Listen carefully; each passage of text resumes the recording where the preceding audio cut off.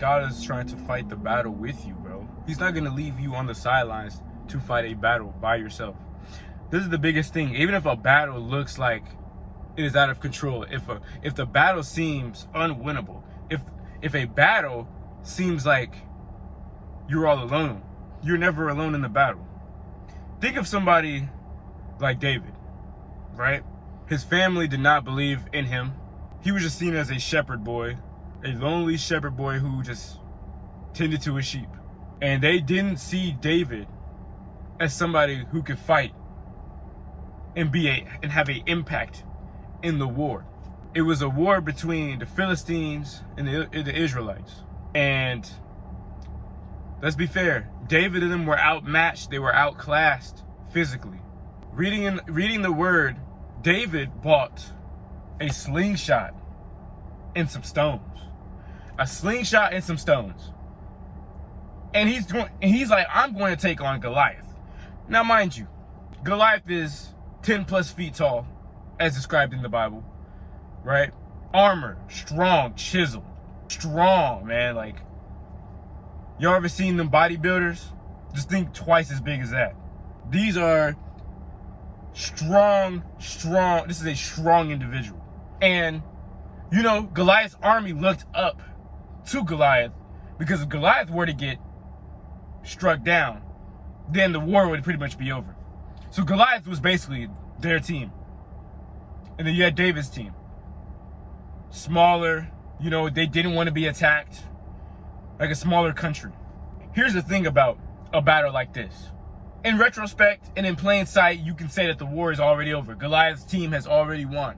But this is what you don't realize. David had a step up on Goliath. Let me break it down. Let me break it down for you. David, though he only had a slingshot and some stones, had God on his side. God gave him strength. God gave him security. God gave him peace within the war. From those who didn't believe in him, his brothers who did not believe that he would do what he did, he slayed Goliath with a stone, with a single stone, to the noggin. Actually, this is the noggin, to the head. So all it took to take Goliath out. But this is the thing about David. He wasn't afraid. His faith never wavered. He never lost hope. And he ultimately depended on God. And a lot of times in our daily battles, in our daily lives, we tend to feel like we're in a war all by ourselves. That everything we do, we're supposed to figure out on our own, right? On our own time, and in our own way. And I'm here to let you know, like, look, bro, you have to learn to not depend on your own understanding, to not depend on your own willpower and your own drive to do what you want to do in this life. Or any battle that you're experiencing, or any trauma, anything you're trying to fight against, anything you're trying to get over.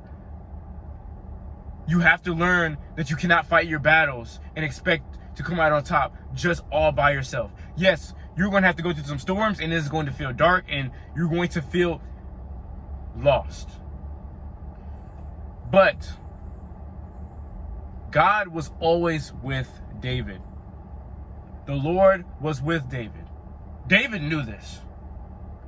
That's how confident David was. And because David had God on his side, they won the war.